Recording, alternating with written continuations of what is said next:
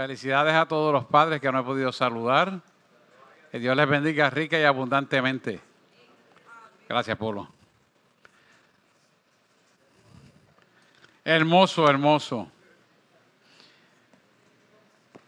Nuestro Padre Celestial, que es el verdadero Padre de nosotros, nos tiene un mensaje precioso también. Y es el mensaje del Padre del Cielo para los padres terrenales. Fíjense que empieza esta introducción con un padre digno de ver como un ejemplo terrenal, y usó a Noé, entre muchos que podría usar. Podría usar a Abraham, Moisés. Pero en esta ocasión quiere que hablemos un poquito de Noé, pero después entramos en el abogado perfecto de una causa perdida. Interesante, ¿verdad? Porque es un aspecto como legal. Y él empieza hablándolo de que muchos estamos concentrados en las situaciones actuales que estamos viviendo y nos hemos concentrado en esa maldad que está en el mundo entero y que nos rodea día a día a través de los centros de las noticias, del internet, de los periódicos de papel o de los periódicos de internet. Y nos sorprendemos de todas las cosas que estamos viendo, porque estamos viviendo unos tiempos similares a los de Noé. Y siempre hemos hablado que los tiempos son cíclicos, ¿verdad? Así que cuando vemos Génesis 6:9, vemos que Dios describió, no te lo puse porque esto me lo da el Espíritu, ahora mismo. Todo lo que me lo da de madrugada, o la noche antes, o el día antes, pero eso pues ya lo localizó. Y habla de que Noé fue un varón justo y era perfecto en sus generaciones con Dios. Por lo tanto, caminó Noé con Dios y Dios con Noé, ¿verdad? Y es un ejemplo digno para observar. Ahora, ¿por qué es un ejemplo digno para observar en este día? Por su rectitud. Su rectitud no solamente produjo la salvación del mundo a través de que ese linaje vino Jesús, sino que nos dejó un ejemplo para las generaciones venideras, porque su ejemplo se valorizó trayendo a nosotros la raíz genealógica de Jesús, nuestro Redentor y verdadero Padre Celestial. Por lo tanto, vemos cómo Él le dio extraordinariamente grandeza valorativa, porque fue usado por su obediencia y su rectitud. Y esa obediencia y rectitud, Él la confirma en la herencia genealógica al traer a Jesús.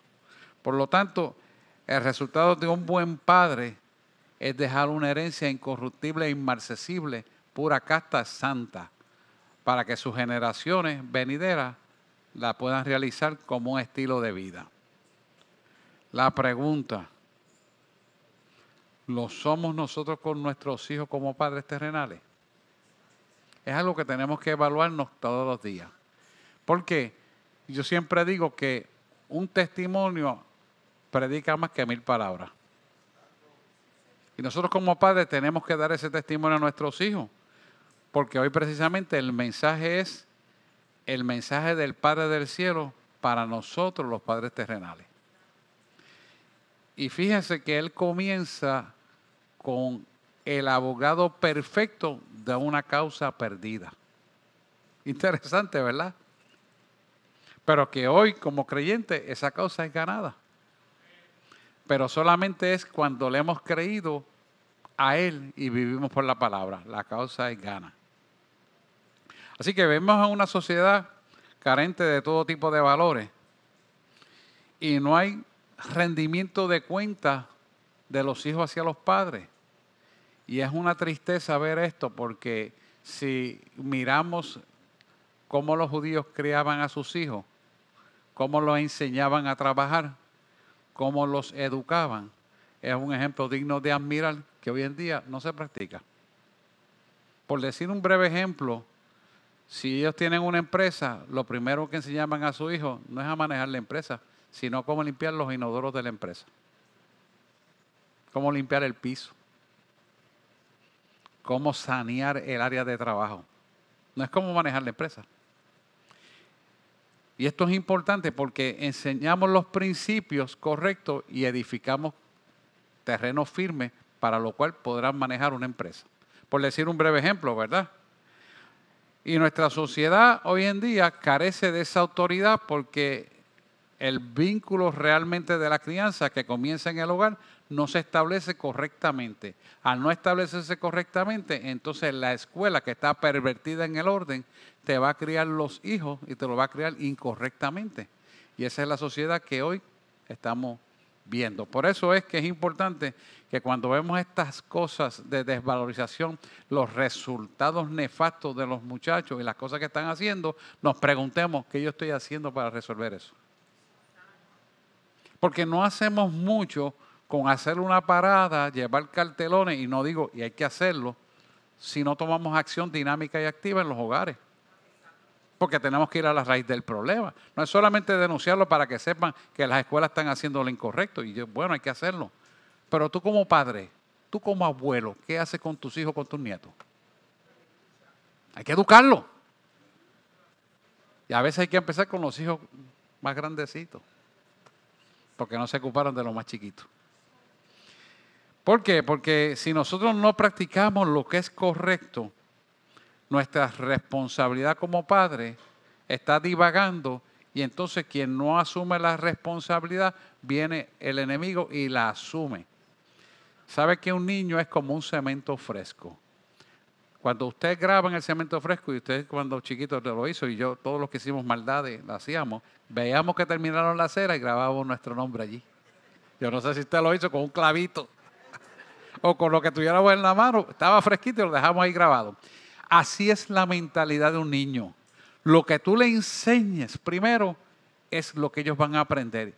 Y queda en el inconsciente grabado. Y cuando son un poquito más grandes, esa equivocación que el inconsciente está en la mente del niño se va a manifestar. Por eso tenemos tantas desviaciones valorativas de los valores correctos que bíblicamente están establecidos. Así que vemos que el derecho de nosotros, la paternidad que nos corresponde, dada por Dios porque engendramos hijos terrenales, no se está ejercitando correctamente. Y no se ejercita y los resultados los vemos después, tarde. Por eso yo siempre digo que el ejemplo empieza por la casa, no en la escuela. Y si nosotros no lo hacemos, hermano, te puede estar seguro 100% que alguien lo va a enseñar equivocadamente. Y a veces, tristemente, lo enseña un familiar cuyos valores están equivocados. Por eso estamos teniendo tantos pedófilos. ¿De dónde salen? Por desconocimiento de valores correctos. ¿De dónde sale el homosexualismo? Por desconocimiento de los valores correctos. Entonces, yo siempre critico a la gente que viene a acusar, porque eso no es. Nosotros no somos quienes, escuche bien, hermano, para acusar a nadie. No, porque como Dios le dijo a la mujer, aquella que la querían apedrear porque estaba en adulterio, el que esté libre de pecado, que lance la primera piedra. ¿Y quién está libre de pecado en esta tierra? Nadie. Pues entonces no podemos acusar a nadie. Lo que tenemos es que llevar en amor el conocimiento para que sea libertado.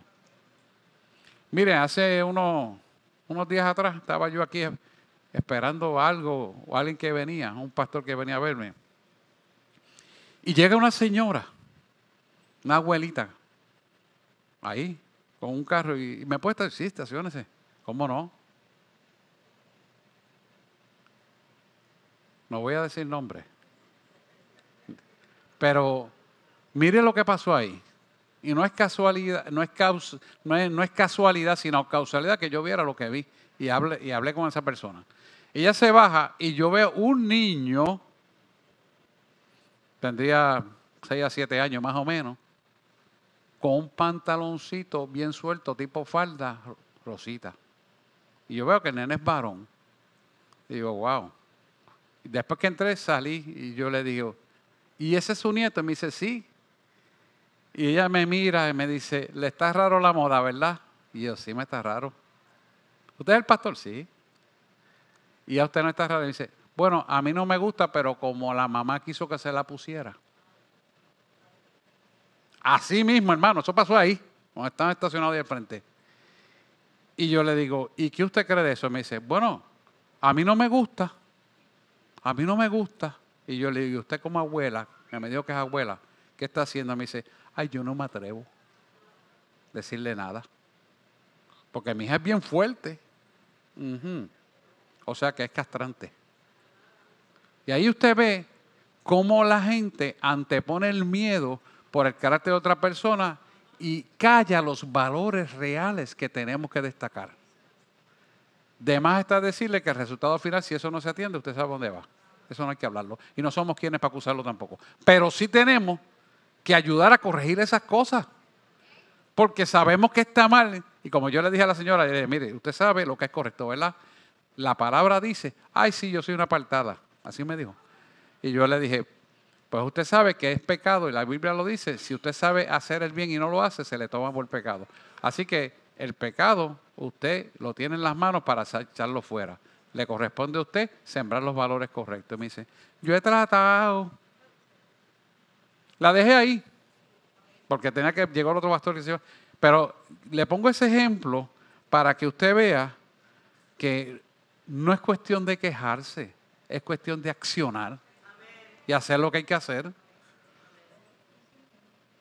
Y cuando usted entra en la profundidad de esto, usted se da cuenta que los padres no están haciendo lo que tienen que hacer, no están supervisando lo que tienen que supervisar.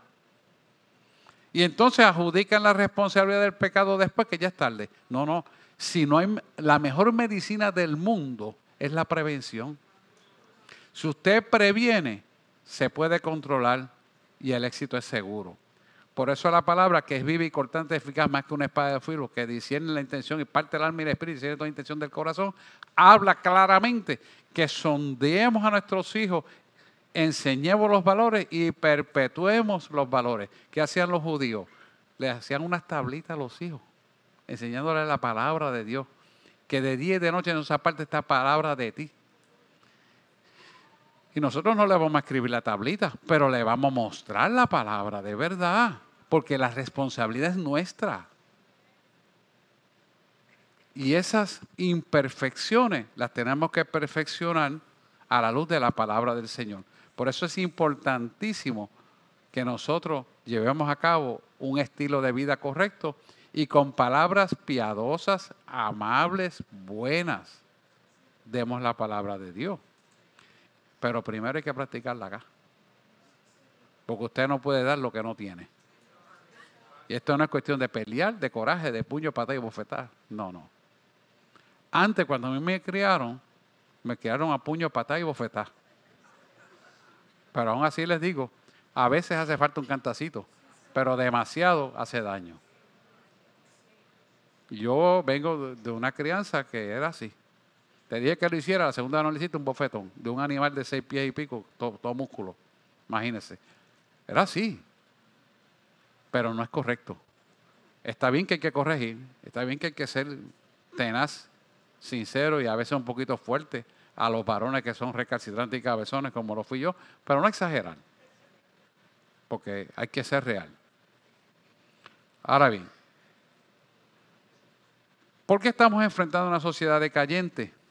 Porque los valores morales de la sociedad, el gobierno y todas las entidades del mundo entero se han ocupado de quitarla. Ahora la política es que hay que quitar la Biblia de todos lados.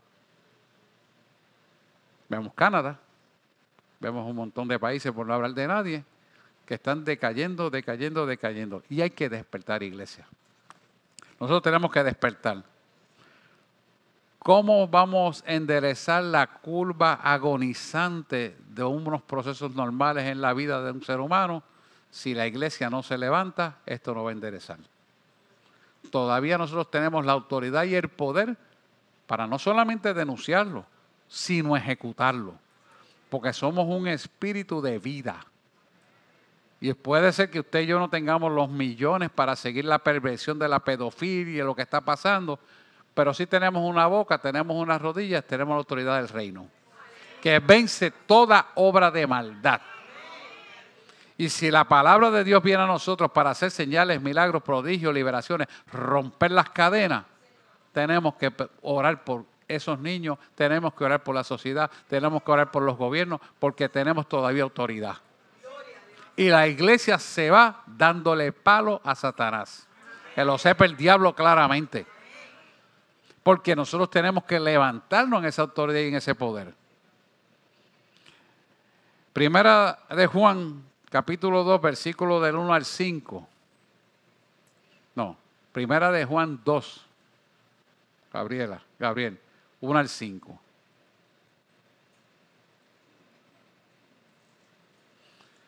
Fíjese qué interesante. Dice, hijitos míos, estas cosas os escribo para que no pequéis. Si alguno hubiere pecado, abogado tenemos para con el Padre, a Jesucristo el justo. Es interesante porque vemos que este es un versículo que nos da la salida ante cualquier situación que vivamos, ante cualquier pecado que tú tengas. O sea, no hay pecado grande que Él no pueda perdonar, incluyendo el crimen.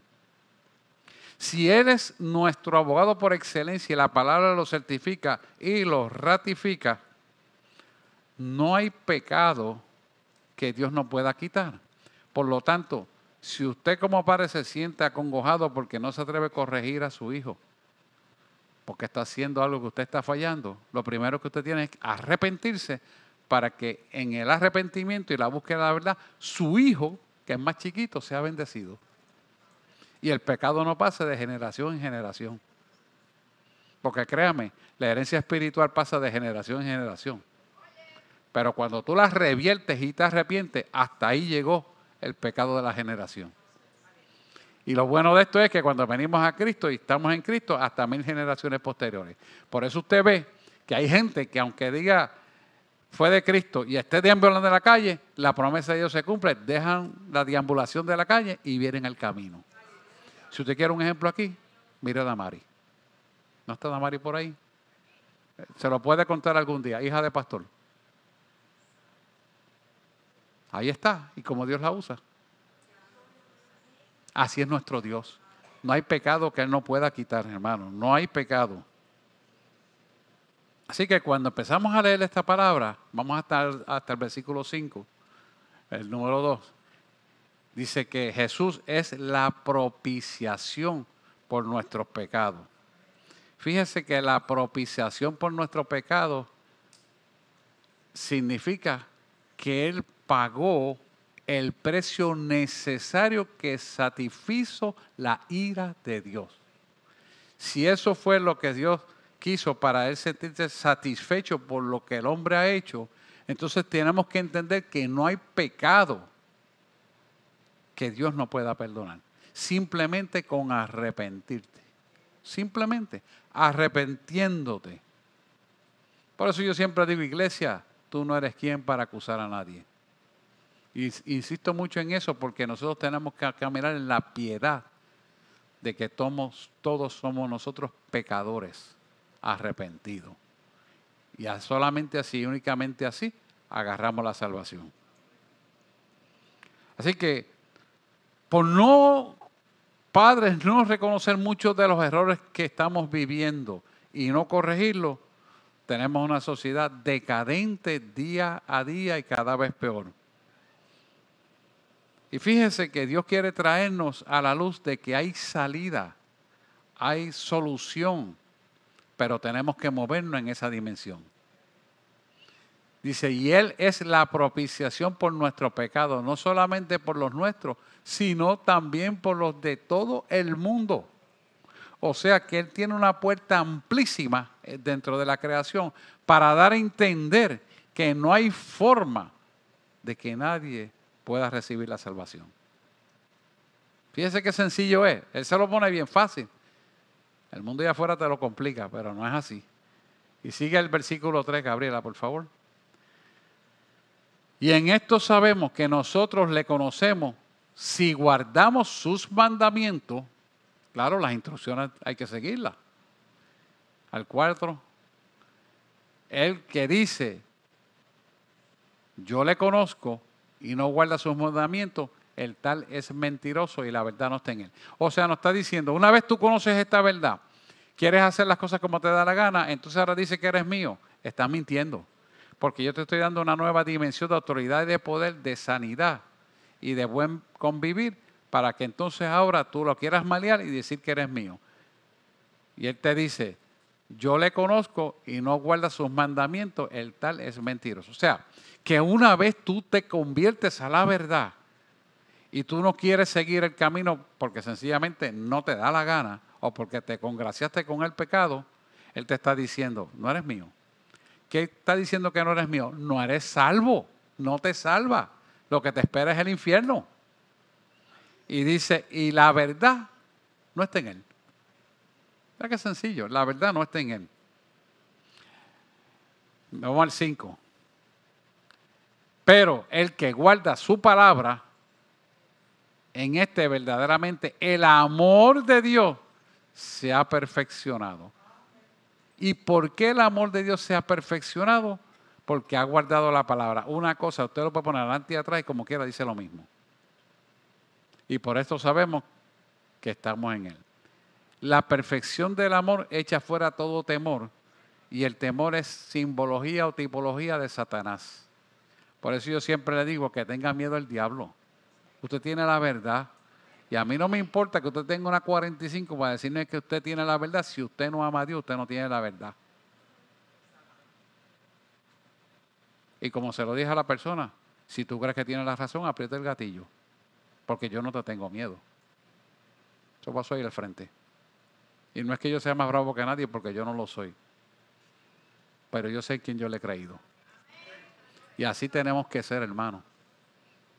Porque el día que usted le coja miedo al enemigo, créeme, el enemigo le va a ganar la batalla.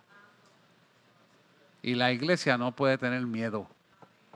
Así digan que viene lo que viene. Así te amenacen con lo que te amenacen. Tú, mientras más te quieras meter miedo, más rodillas le das. Y más poder vas a tener para vencer la obra de maldad.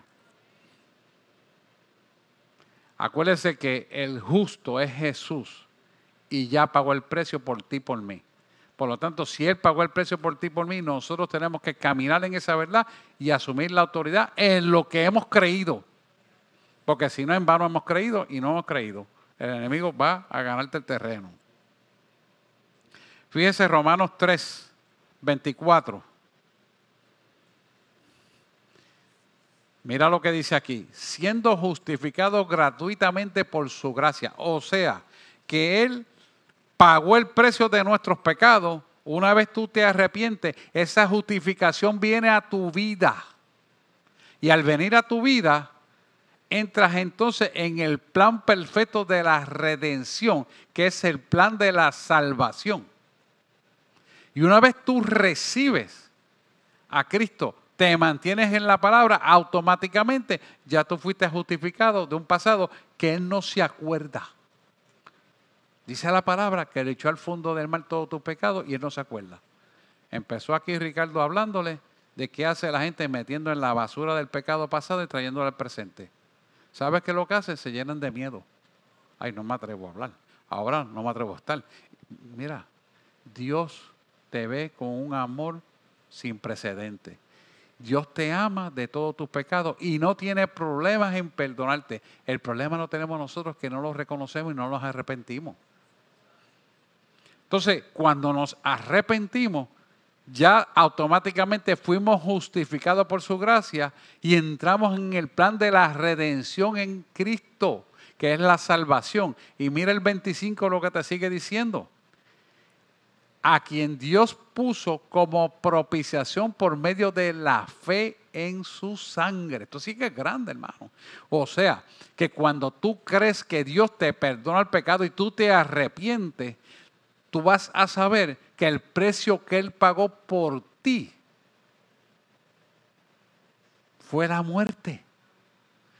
Tuvo que ser desangrado y morir muerte de cruz para que la gente entendiera que el precio que Él pagó por ti es más grande de lo que jamás nadie puede pagar. Esa profundidad que el Señor quiere que entendamos, cuando tú entras a esa profundidad, entonces tú vas a entender la valentía que con denuedo vas a defender el Evangelio para tu propio bienestar. fortaleza y salvación. Porque se trata de algo que nadie puede hacer, pero que Él lo hizo por ti a través de la fe depositada en el caballero de la cruz. Cuando entendemos lo que vale esto y lo que nadie más puede hacer, que lo único que lo pudo hacer es Él, no tenemos problema en seguir su palabra. Y eso es algo que la iglesia tiene que meditar, profundizar e internalizarlo en su ser completo, para cuando el enemigo te susurre al oído, o venga el internet y te dañe, o prendas la televisión con la basura que tiene, que penetra por nuestros ojos, ventanas del alma, lo pueda decir: no, te equivocaste, yo no tengo miedo, yo sé en quién he creído, tú te vas fuera en el nombre de Jesús. Hermano, nadie cristiano está exento de los ataques de las tinieblas. Todos vamos a ser atacados de una forma u otra, porque todos metemos la pata de vez en cuando. Punto. Ya sea en palabras, en pensamientos o acciones, metemos la pata. Pero ¿qué es lo importante? Que nos arrepentimos y hay salida del pecado. Y cuando nos arrepentimos, Él nos limpia. Y lo bueno de esto es que Él no te mira con los ojos del pecado pasado, sino quedaste limpio y eres puro y limpio, y para Él se acabó. Eres nueva criatura en Él. Dale un aplauso, Señor, claro que sí. Por eso es importante entender qué es la propiciación de Dios. La propiciación en definición es apaciguar la ira divina de Dios por el pecado del hombre. Entonces, ¿qué Él hizo? Hizo una ofrenda de sacrificio. Se llamó Jesús. Ahora, le recibes a Él. Estás limpio de todo pecado. Entras al conocimiento de la palabra. ¿Qué es nuestro culto racional? Que seamos una ofrenda de sacrificio a Él en el estilo de vida. No es que tú vas a ir a morir en una cruz y vas a sangrar y vas a coger la rodilla y te vas a parar en la carretera como hacían por ahí otras iglesias. No. Eso no es lo que estamos hablando. Eso no es lo que dice la palabra. La ofrenda de sacrificio racional, Él es el estilo de vida que Pablo habla en nuestra vida, que se traduce en una transformación de la imagen y semejanza de Cristo a través del conocimiento de la palabra de Dios. Por lo tanto, nosotros somos salvos, arrepentidos del pecado y vivos para Cristo. Entender eso es importante, porque ahí es donde nosotros entramos en la dimensión espiritual de autoridad y poder para vencer toda obra de maldad. ¿Por qué estamos hablando de esto? Porque la iglesia se tiene que levantar a una dimensión espiritual superior, porque las cosas que van a acontecer, que están próximas ahí a flor de piel a ocurrir, si no nos levantamos en esa dimensión, hermano, la iglesia va a desaparecer. ¿Me estoy oyendo lo que estoy diciendo? Y eso es lo que quiere el diablo. Pero yo le estoy diciendo al diablo que la iglesia no va a desaparecer. Esa es la programación que tiene. Mas Dios tiene una programación superior a lo que el enemigo quiere tramar. Ahora, nos corresponde a nosotros cumplir con el propósito de Dios. Porque solo así y únicamente así vamos a vencer. No es huyendo, no es cogiéndole miedo, no es cerrando las puertas, no es cayendo el pecado. No me atrevo, ay bendito que dirán. Mire, bendito que dirán es el diablo. Aprenda esas expresiones que son diabólicas. Lo mío es sí y amén. Y ato y reprendo toda obra de maldad. Ahí, como hace la pastora, del mismo cantazo, al vuelo, antes que coja velocidad. Tenemos que hacerlo, hermano, porque las palabras tienen autoridad y poder. Y hay que usarlas sabia y correctamente en el momento correcto. Amén.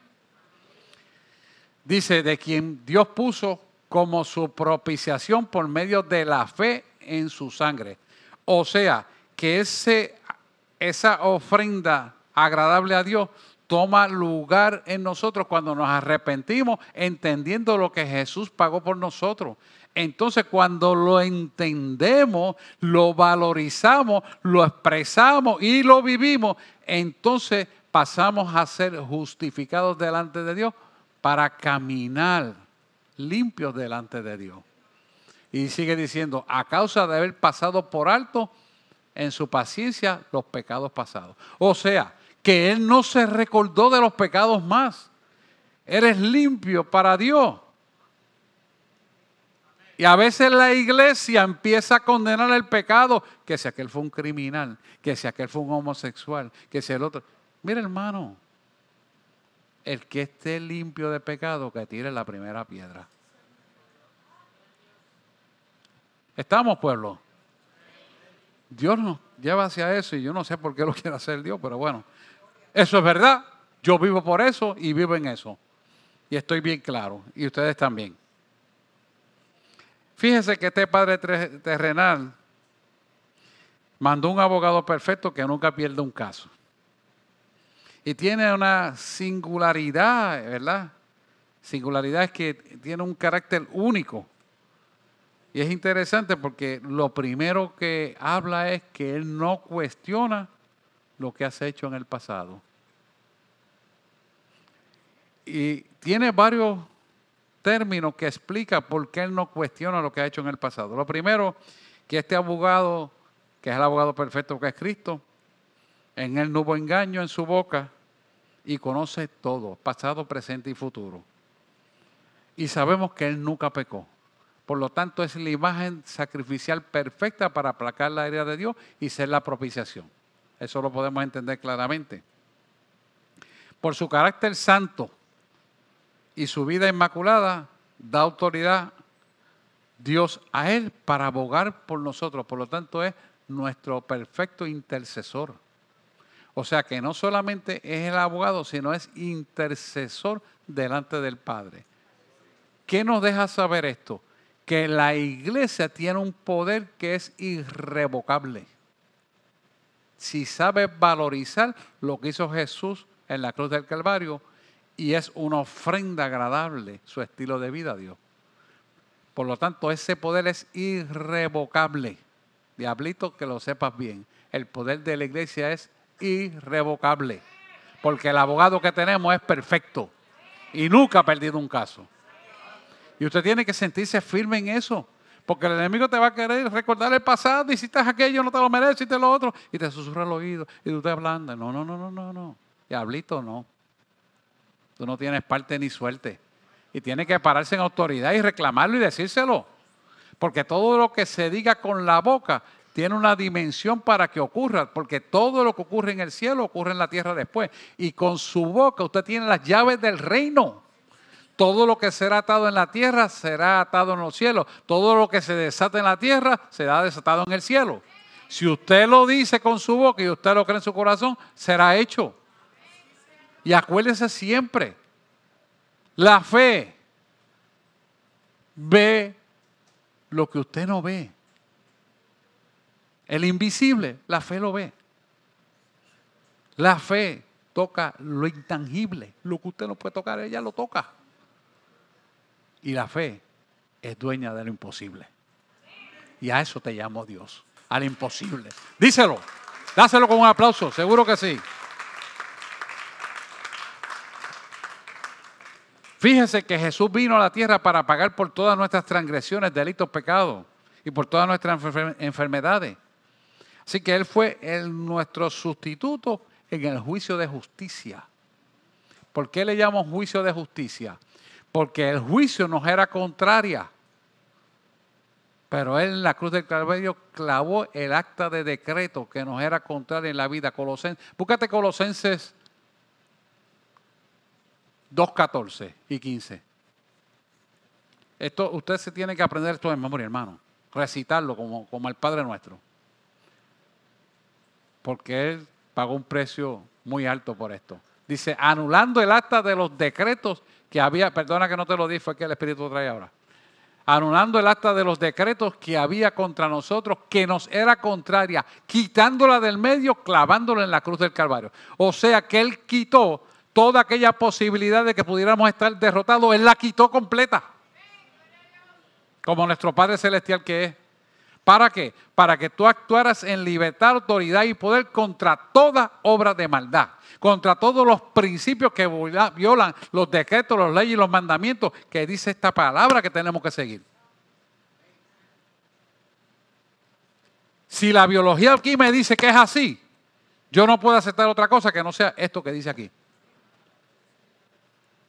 Sí, porque quiere que le cambien los nombres a los baños. No, te equivocaste. Es esto. Y lo digo abiertamente, que no le guste, pues, que demande después. Sí, porque la iglesia tiene que ser firme, hermano, y dejar establecido las claras y las pautas. La iglesia tiene que darse a respetar. No estamos violando nada. Y mira el 15. Y despojando los principados y las potestades, los exhibió públicamente, triunfando sobre ellos en la cruz. O sea, que no hay pecado, que no hay hecho sustancial que Dios no te perdone, porque cualquier pecado, por peor que sea, Él lo vence. Y lo venció. O Dios no ha resucitado a los muertos. Y ha resucitado gente que las células estaban ya no presentes, las crea y levanta ese cadáver al tercer día a la vida. Y usa siervos del Señor, imperfecto como yo. Entonces, si Él hace esas cosas, ¿habrá algo imposible para Dios? Y Dios quiere usarte a ti. Y estas circunstancias adversas, sí, dáselo de verdad, Señor, claro que sí. Es para Él. ¿Por qué Él nos quiere llevar a esta dimensión? Porque sabemos que vamos a necesitar para los tiempos que se aproximan esa autoridad. Y Él quiere que la iglesia se empodere. Se empodere, que tome autoridad y poder en su nombre para cumplir el propósito de Dios en la vida. Fíjese que cuando nosotros entendemos que Él fue el sustituto en juicio de justicia, tú te tienes que entender que no hay nada que Él no pueda perdonar en tu vida. No hay nada que Él no pueda reestructurar en tu vida. No existe cosa alguna que Él no pueda vencer. Que si son problemas psiquiátricos, ven a Él. Créele a Él. Que si es un cáncer, créele a Él. No hay imposible para Él. No hablamos ahorita que la fe es dueña del imposible. Y Él puso la fe en Jesús para que tú depositaras la fe en Jesús. Por eso lo envió. Porque Él sabía que Jesús no le iba a fallar a Dios. Pero nosotros que somos imperfectos porque venimos de naturaleza caída, nuestro anclaje de la verdad tiene que estar en Jesús. Así que Él no vino a defender, Jesús no vino a defender nuestra inocencia, sino vino a morir por nosotros. Y pagó el precio total, completo. No hay más nada que pagar. Y lo bueno de esto es que como nuestro Padre Celestial, Él no cobra por sus honorarios. No cobra. No cobra. Y está sentado a la derecha del Padre y ascendió para interceder en favor de nosotros.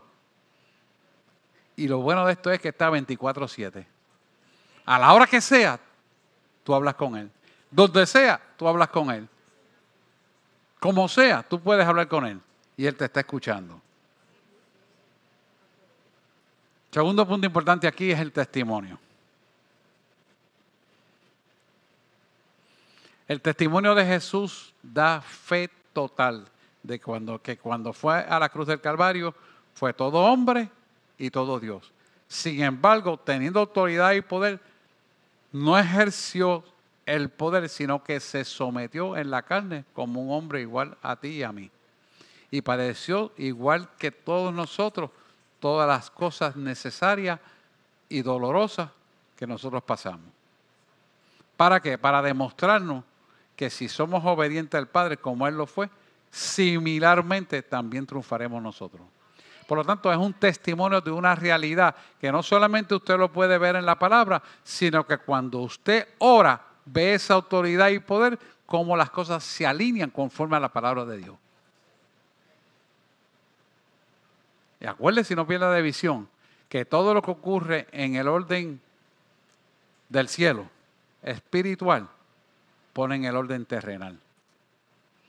Usted puede saber que están planificando hacer 500 cosas con Puerto Rico, que están haciendo aquello en Estados Unidos, que están haciendo aquello en Alemania, en Suiza, en Finlandia, donde quiera. Pero Dios tiene la última palabra siempre. Siempre, hermano, siempre. Siempre es siempre. Siempre es siempre, pueblo. Y esa es nuestra fe. ¿Por qué? Porque para Jesús nunca hay una causa perdida. Nunca. Todos valemos lo mismo delante del Señor. El detalle es que nosotros tenemos que valorizarlo a Él en la justa apreciación de los valores correctos. ¿Cuándo lo valorizamos? Cuando hacemos el estilo de vida conforme a esta palabra de Dios. Ahí es donde viene la parte importante de nosotros. Un poquito de agua, por favor. ¿Tengo aquí? Gracias.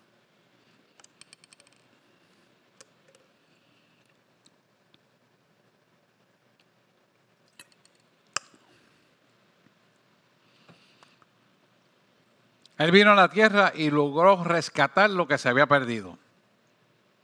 Como yo, como usted, como cualquiera que se arrepienta. Y damos testimonio de esa verdad. Yo le decía ahorita a Eddie que lo único que lamento es no haberlo conocido antes. Porque me negué, hasta aquí, papá.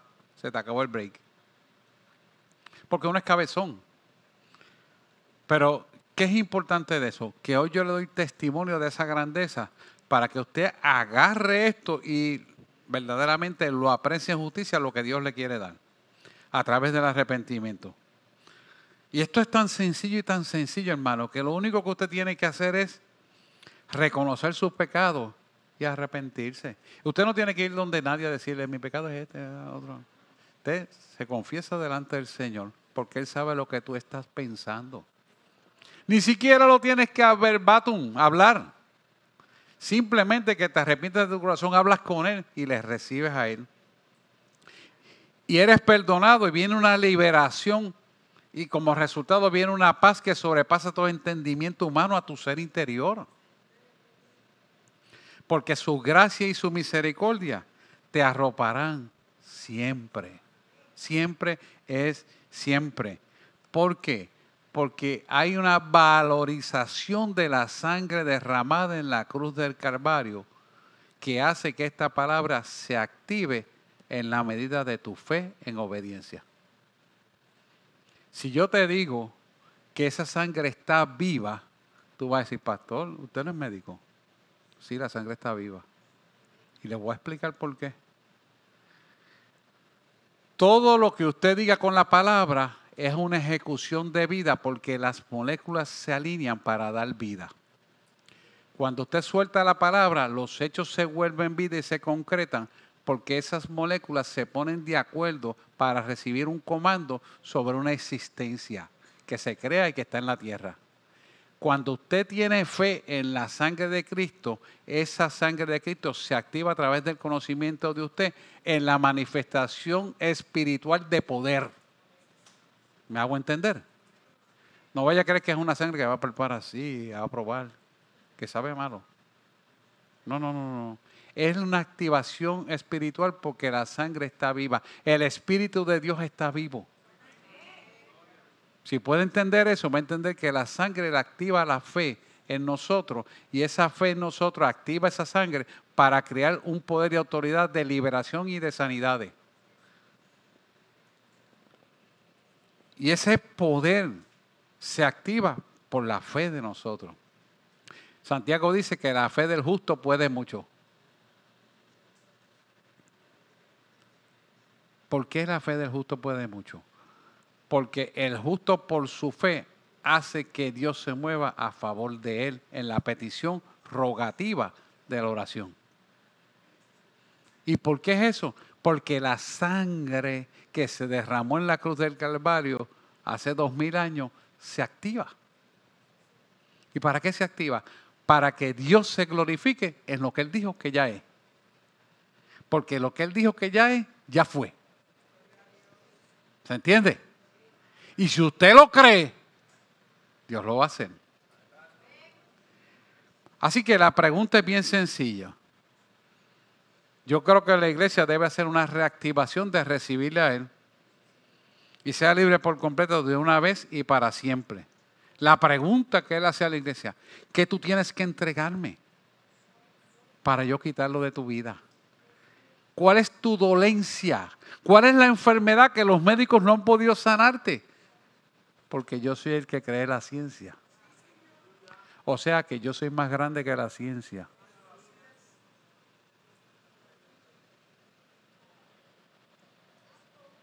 Hoy tú tienes que agarrar esa fe. Hoy es día de sanidad. Hoy es día de salvación. Hoy es día de liberación. Iglesia, tienes que entender lo que Él nos está diciendo. Miren, lo que me da un bosquejo. El resto lo hace. Y Él te está llamando para que tú vengas a presentarte delante de Él. Y Él te ha presentado la propiciación que da lugar a tu salvación y tu sanidad, tu liberación. Y todo lo que necesites es Él. Todo es por Él y para Él y de Él proviene todo. Y al fin y al cabo todos vamos a Él. Y si no, vamos al infierno, hermano, ya yo no voy a estar. Así que hoy es ese día de agarrar esto.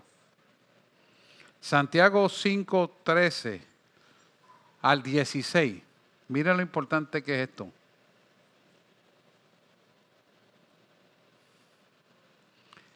¿Está alguno entre vosotros afligido?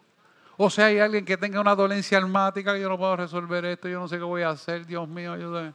¿Hay alguien así? ¿Verdad que sí? Y mira lo que sigue diciendo. Haga oración. O sea, que te presentes delante de Él y confíes en Él. Porque hoy es día de salvación. Hoy es día de sanidad. Hoy es día de liberación. Hoy es día de tú entrar en una dimensión superior a donde estaba. Hoy es ese día, hermano. No es mañana, no es pasado. Es ahora que Él lo está trayendo. Y si está alguno alegre, alábale. Canta alabanza. Vamos a seguir al 14, 15 y 16. ¿Está alguno enfermo entre vosotros? Venga, vamos a orar. Llama a los ancianos de la iglesia, dice, y oren por él. Únjales con aceite en el nombre de Jesús.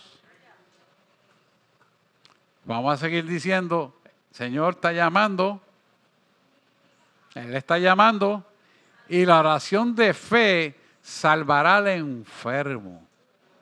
Y el Señor lo levantará.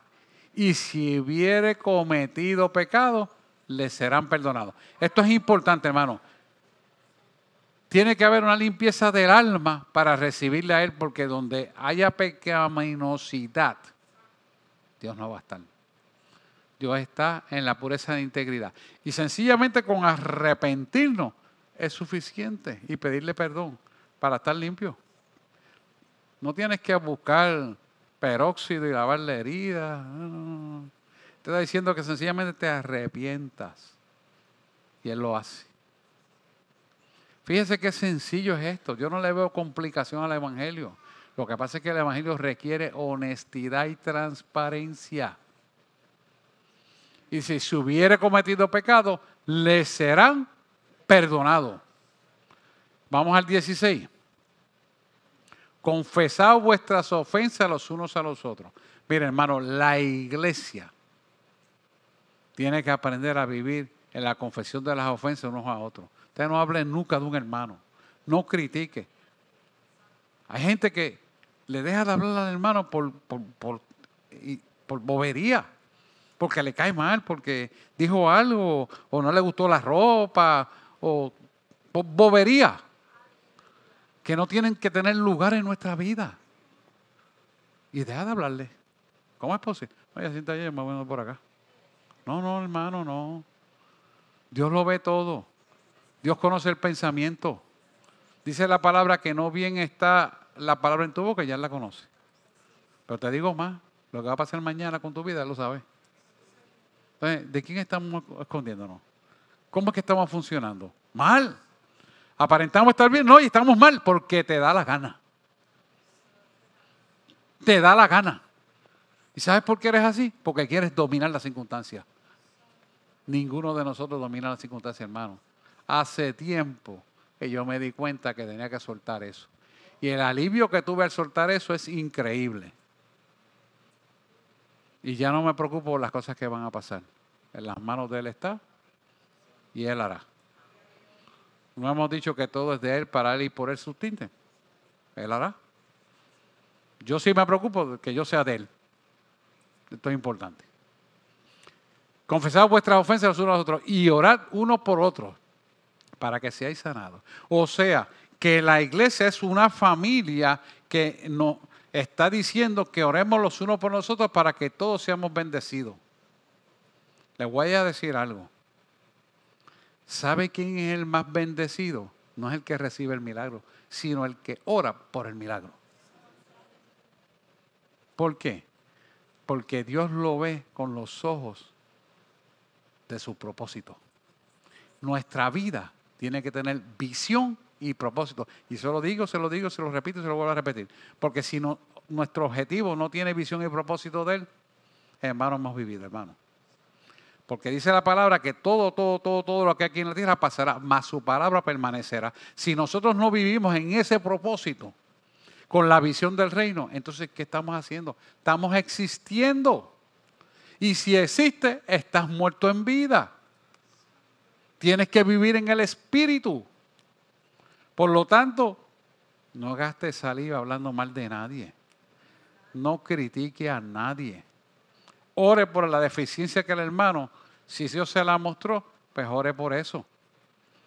Porque perfecto, ninguno somos.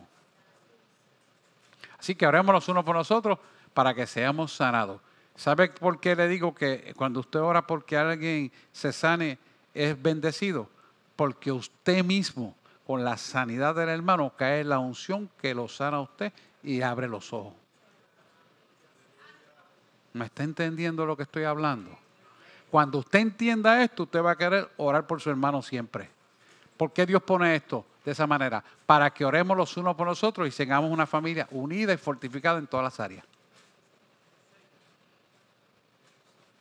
No lo digo yo, la palabra lo dice. Para que seáis sanados. No dice sanado uno, sanados, plural. La oración eficaz del justo puede mucho.